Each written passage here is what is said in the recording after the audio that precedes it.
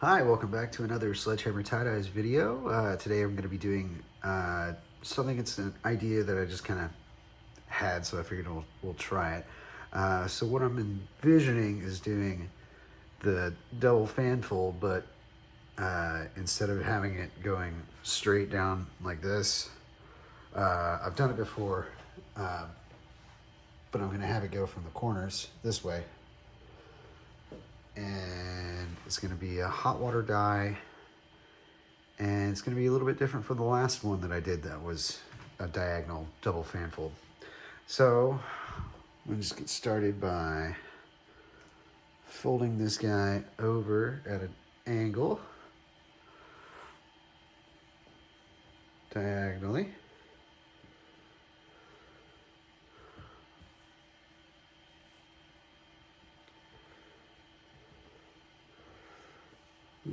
Just need to, you know what? Something that makes doing this easier is a yardstick.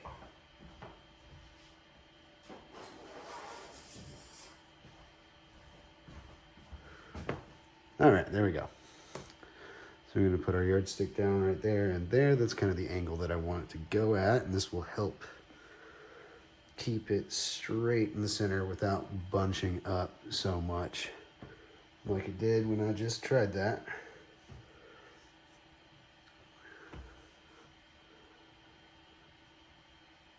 All right, so that is where we're gonna do that. Okie doke. So now what we need, gosh, I just don't have anything in front of me. Hold on. Okay, so what we need is our sinew and a washable marker.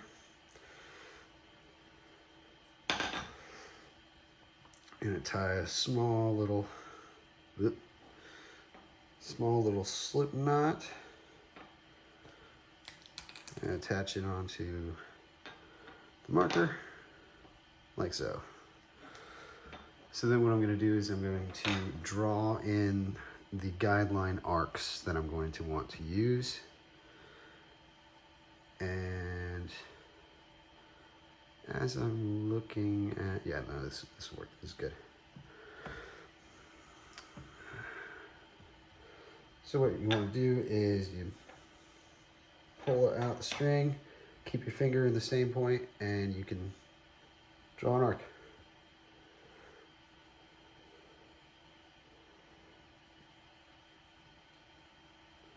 Lay flat, lay flat.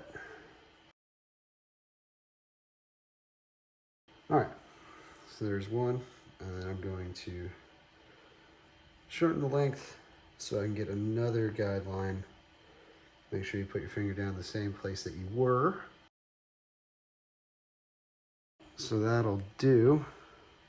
You can do more. I've seen some people that fully lay out all their lines. In my opinion, it's not exactly necessary. As long as you got more than at least one, but two is better. All right, so now that we got that, we are going to pleat up the shirt in the fan fold fashion. Set that up here for now. So you just leave everything as is, and I'll start here. I guess I'll make the pleats about the length of the hem. And right now I'm mainly just concentrating on getting this first line pleated up. You can kind of pull the shirt towards you as you're going. It'll ease things. And then after I get this, then I'll come through and make that all nice and pretty, I guess. Although it's always awkward right on the armpit, because there's just a lot of fabric bunched up right there. So if you don't get it looking perfect, then it's probably still fine. Besides, it's in the armpit. And who's going to be staring at your armpits? And if they're staring at your armpits, they're kind of a weird person. Or you have really interesting armpits. All right, that is good. And then we can use a rubber band to hold this down.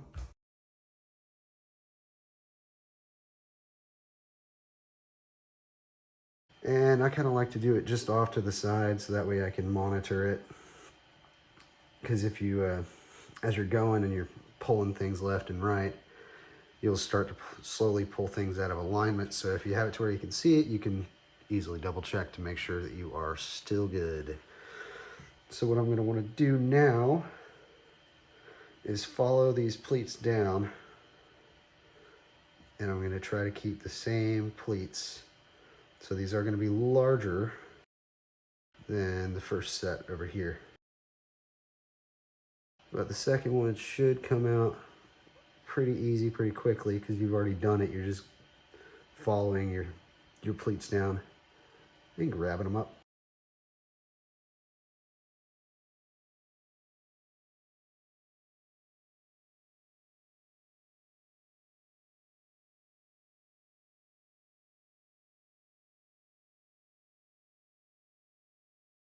This one's being difficult because I have all these different layers of fabric underneath. So in some places, like right here, there's only a single layer, but then other places like right here, there's like 4.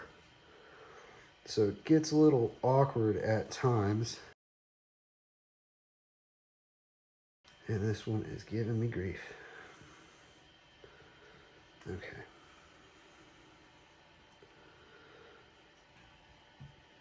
All right, so that is that. Let's go grab another rubber band.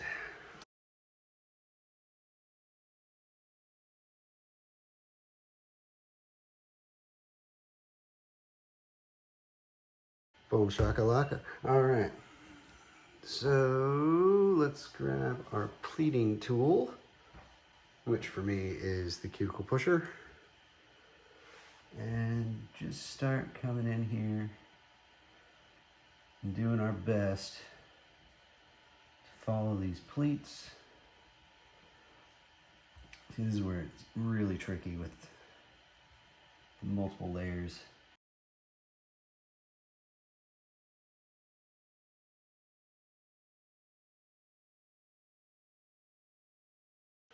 And whenever you make some decent progress on it, that's when you just go reach over, grab another rubber band, slide it on, save your progress.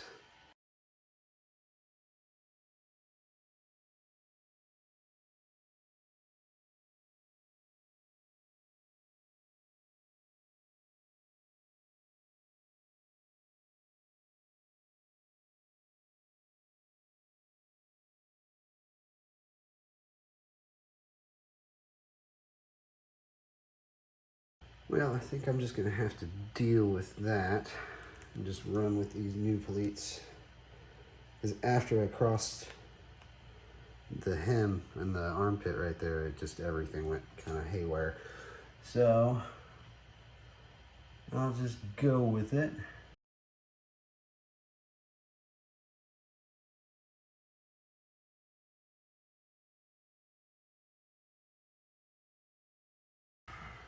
Not gonna run out of rubber bands if you just bring your rubber band ball over to the table.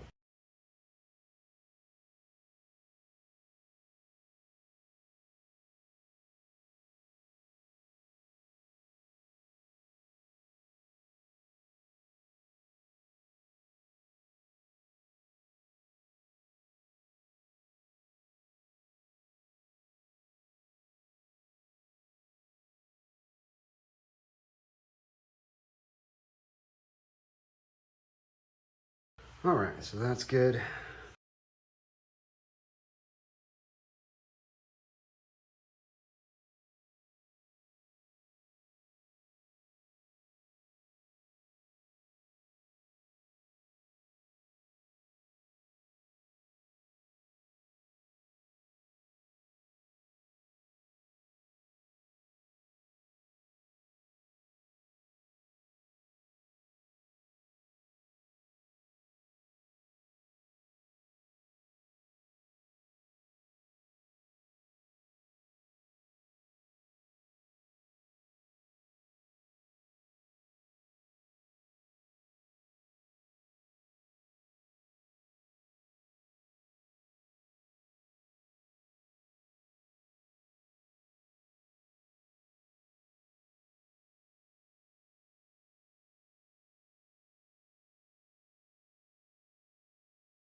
Okie doke. Okay.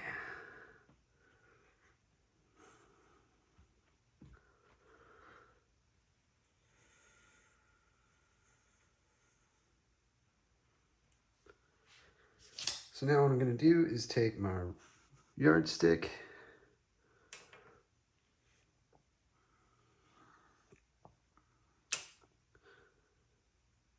and I'm going to start marking off points, because what we're going to do is we're going to come in with the sinew and tie it up along the way. Only this time, because this is not going to be an incline, I am going to be cinching them down all the way, because I do want those white lines.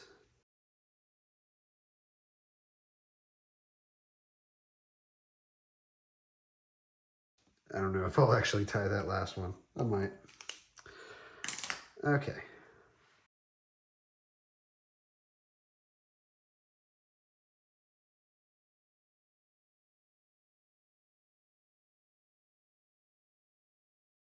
So then I know last time I just cut it off and I tied each individual one.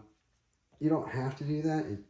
So I'll show you. You can just kind of leave some slack.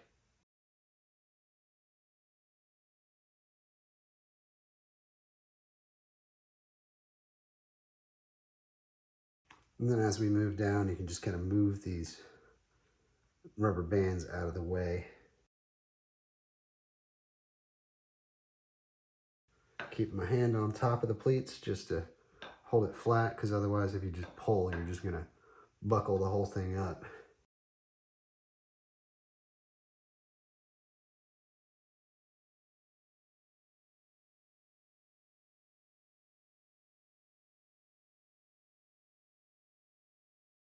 Ooh, that was a dirty rubber band.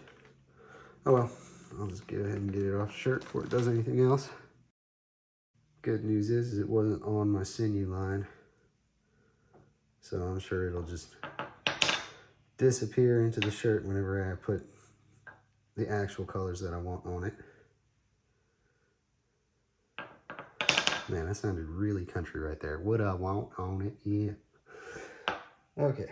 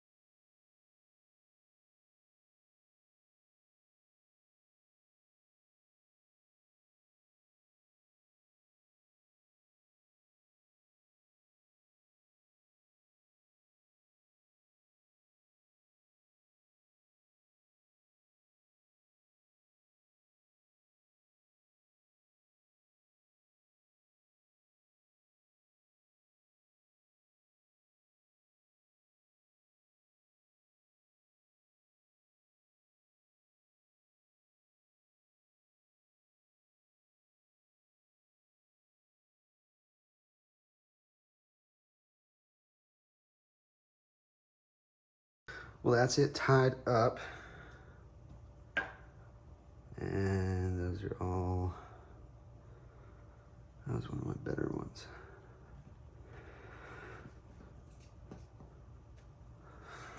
All right. Cut that off. Okie doke. So now what I want to do is get this guy back out, and I'm going to draw a diagonal line across all these sections. Now, working with a yardstick is totally doable, but it can kind of be a little cumbersome sometimes. So let's bust out the little dinky guy.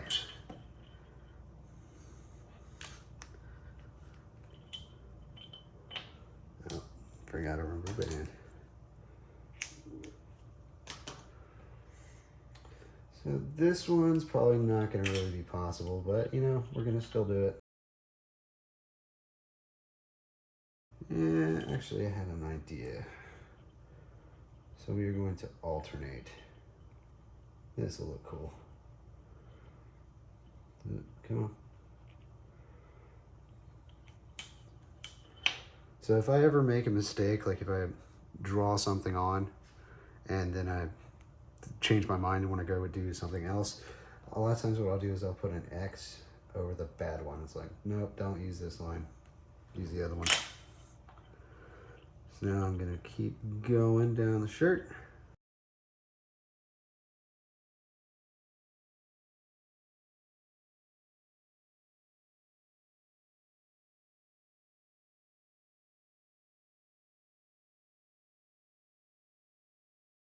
Okay, so that's that.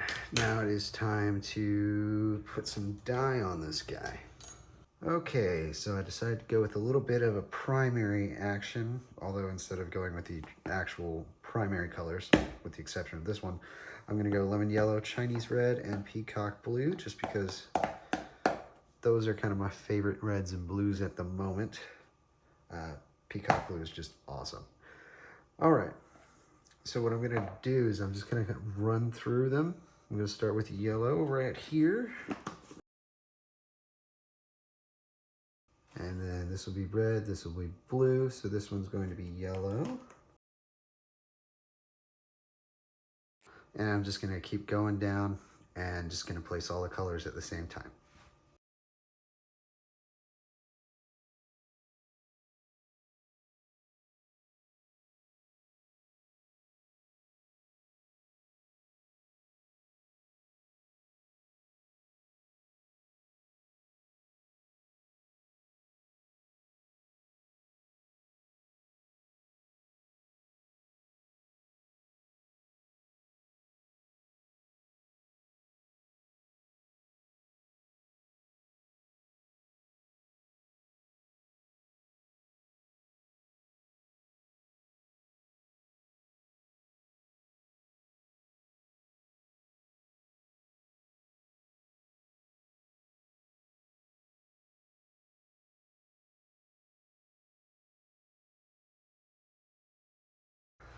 All right, same process with the reds. I'm just gonna throw them all down and then I'll do the blues.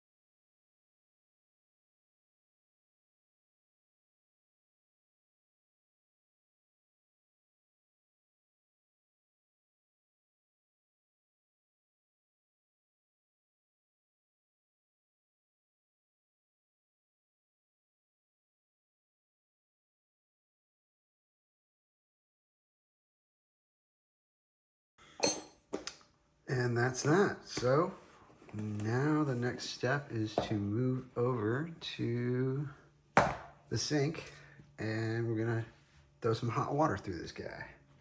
Okay, so we're ready to move on to the the hot water application process. And before we do that, we do need to hit it with some soda ash.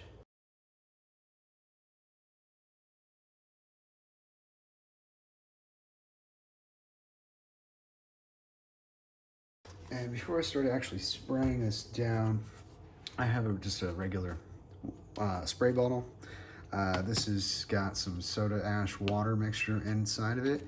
What I'm going to do is I'm just going to go ahead and mist it down.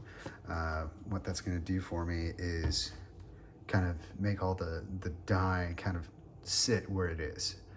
Because if I just start off spraying with my my garden sprayer, which is how we will be applying that hot water, it'll just kind of splatter everywhere and send colors up where I don't want it.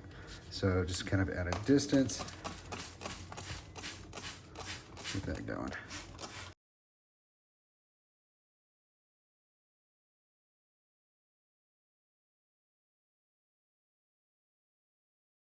Gotta love that. All right, so now I'm gonna pump up my garden sprayer and start spraying away. Give me just a second. All right, now I'm gonna let the water run through until it runs hot because I don't want to put any more cold water on it. And this water, ouch, yep, there we go. This water is about 190 degrees. So now I'm just gonna start giving it a nice even mist. You don't wanna get down too close because otherwise you're gonna blast your dye powder off into oblivion. And we want it to go into the shirt, not everywhere. All right, here we go.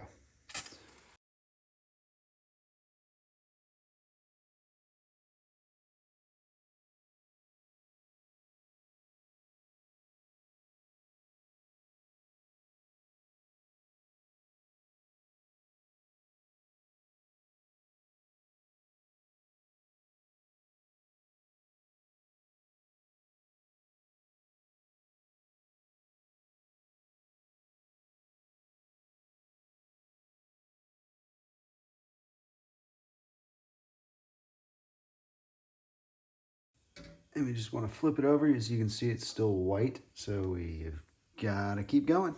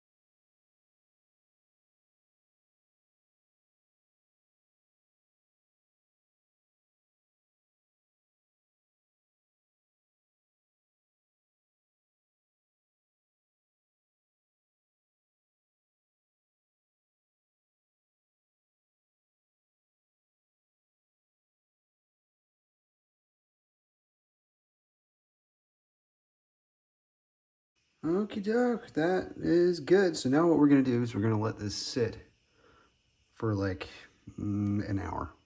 I think most people say about 40 minutes is really all you need, but I like to let it sit for a full hour just so I know it's definitely set.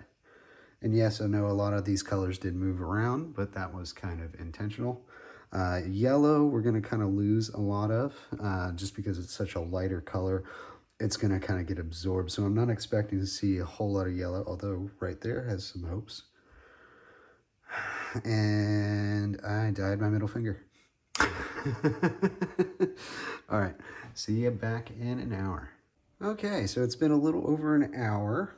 So this guy is ready to come wash out. As always, starting with cold water. And we'll work our way up to hot.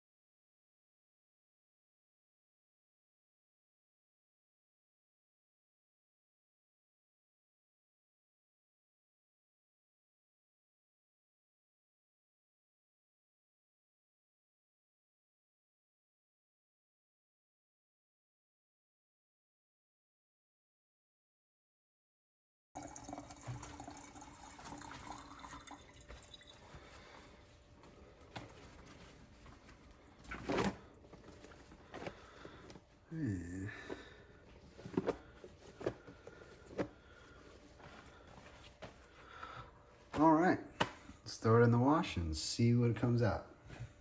Well, here it is. It's not what I wanted. It didn't get fully saturated. It should have been like this all the way through. It just needed more hot water to push those dyes through. But it's still pretty cool. I mean, it's not a terrible shirt. It's just it didn't exactly work out. Well, I can't get them right all the time. And it's still not a bad shirt. But yeah, so I guess next time I would just put more hot water through it to really force those colors in. It was probably because of this sinew. Last time I did a shirt in this style, it wasn't a double fanfold, it was a single. It worked out great, and that's probably because the sinew, well, it compresses everything, so you really got to get a lot of water through it. And I didn't really think about that, so I guess next time, lesson learned. But I do also want to kind of try this in an ice dye, because that will definitely get fully saturated if I do it in an ice dye. But yep, well, here it is. Leave a like, comment, and subscribe, all that good stuff. And I will see you all in the next episode. That's Sledgehammer Tie-Dyes, out.